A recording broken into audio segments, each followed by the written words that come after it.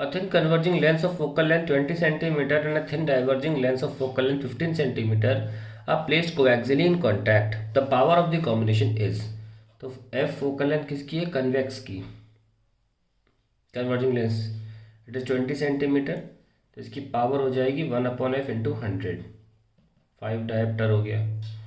फिर दूसरी लेंस कौन सी, केव, उसका कितना है -15, पावर हो जाएगा 1/-15 इंटू 100, दैट इज माइनस का 20/3। अब दोनों को हम ऐड करेंगे, पी नेट हो जाएगा P1 + P2, that will be 5 + -20/3, that is 15 - 20/3, that is -5/3। So -5D/3 ये रहा, that is the correct answer. The radii of curvature of two surfaces of a convex lens are r and 2r. If the focal length of this lens is 4r/3, the refractive index of the material of the lens is. So we have 1/f is equals to mu minus 1/r minus 1/2. वैसे अगर by convex है तो plus ले लेते हैं, ठीक है। सो हमें ये दे रखा है लेंस की फोकल लेंथ 4r/3, तो उल्टा लिखा है तो क्या होगा 3/4r, म्यू -1, और एक बार r है और एक बार 1/2r। So we have 3/4r is mu -1, 1 times 1/r, half times 1/r, यानी कि डेढ़ का मतलब 3/2r, तो 2r गया 2 बार, ये कैंसिल हो गया, तो 1/2 + 1 is equals to mu, that is 3/2। 3/2 is the correct answer. The focal length of an equiconvex lens increases when the lens is dipped in water, ये सही आंसर है, ठीक है। बाकी ऑप्शन भी देख लेते हैं। देखो रीजन सिंपल सा है, फोकल लेंथ क्या होता है, is inversely proportional to mu, yes or no. बाकी तो रेडियस वाला जो ब्रैकेट में लिखते हैं 1/r1, पानी किसी भी जगह डालने से थोड़ी ना लेंस का रेडियस बदल जाएगा, तो आप बस इस पर ध्यान दीजिए। और म्यू -1 को म्यू लिख सकते हैं, तो अल्टीमेटली हम कह सकते हैं कि 1/f is proportional to mu. और म्यू भी क्या होता है, अपन एस ये लिखते हैं ना, क्या 1/f is proportional to mu किसका, लेंस का, अपॉन म्यू के सराउंडिंग मीडियम का, यानी कि f is actually proportional to surrounding medium. तो अगर अभी लेंस जो थी वो एयर में थी, आपने किसी भी मीडियम में डाला, एयर का रिफ्रैक्टिव इंडेक्स 1 होता है, किसी भी मीडियम का रिफ्रैक्टिव इंडेक्स एयर से तो ज़्यादा ही होगा।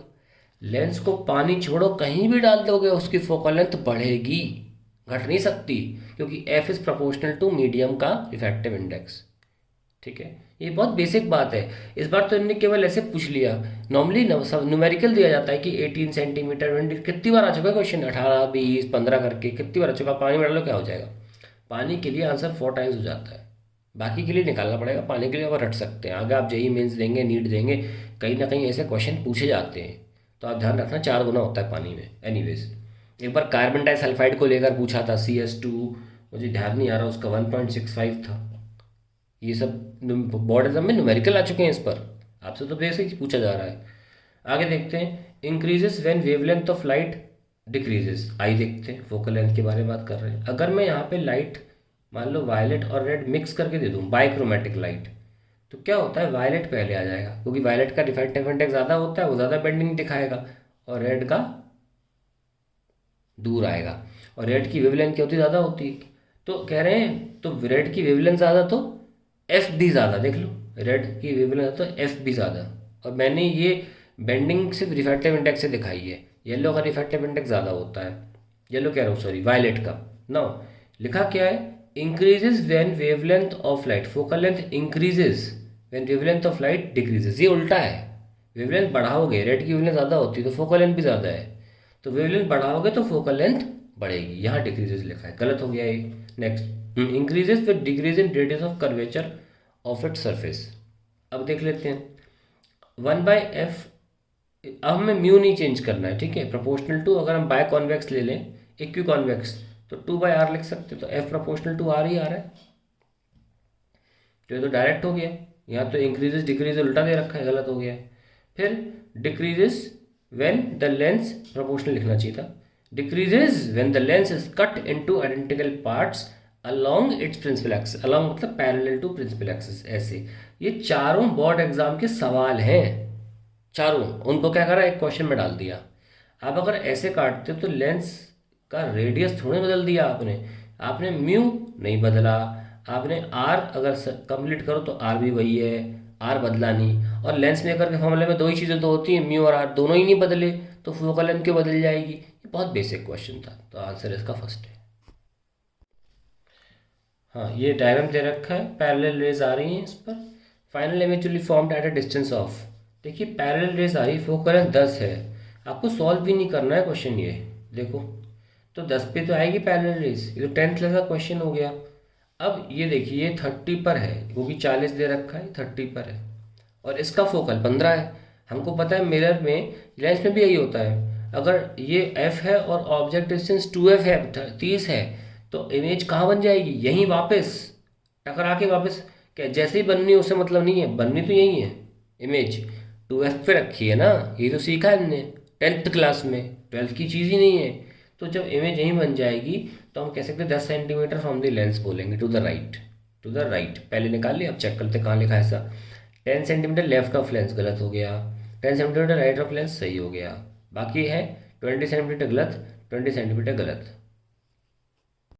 A beam of light coming parallel to principal axis, PA मतलब principal axis of a convex lens L1 of focal length 16 centimeter is incident on it। ठीक है, तो आपके पास एक beam of light coming parallel to principal axis है, okay, और focal length कितनी है इसकी? 16 सेंटीमीटर, ये लेंस है L1, तो पैरेलल है तो भैया ये तो कहाँ मीट करेगी? 16 पे मीट करेगी, है ना। चलिए, लेकिन हुआ क्या है, another lens L2 of focal length 12 centimetre is place coaxially, मतलब सेम प्रिंसिपल एक्सिस फॉलो करेंगे, at distance 40 centimetre from lens L1। ध्यान रखना ये 16 है, तो 40 हम थोड़ा दूर ले सकते हैं, यहाँ पे कहीं दूसरी लेंस रखी है, इसका फोकल लेंथ है 12, ये कितना हो गया? 24। ठीक है ना, क्या पूछ रहे हैं? फाइनल इमेज, तो इस लेंस का 12 है ना, इस लेंस का 12 है, और इस लेंस के 2f पर इमेज बन रही है, मतलब इनने ध्यान से जानबूझकर ऐसे क्वेश्चन दिए हैं कि आपको सॉल्व ही नहीं करना पड़े, डायग्राम से आंसर आ रहा है। अगर कोई चीज़ 2f पे रखी होगी तो 2f पे तो इमेज बनेगी, यानी कि 24 पर, दैट्स द आंसर। बनाना चाहो डायग्राम, बना लो, ऑप्शनल क्वेश्चन है, रे डायग्राम बोला नहीं है, तो आंसर है रियल, क्या लिखा है? फ्रॉम L2 बोला है ना, ये L2 है, तो रियल 24 सेंटीमीटर, रियल भी बन रही है, 24 सेंटीमीटर बन रही है, दैट्स द करेक्ट आंसर।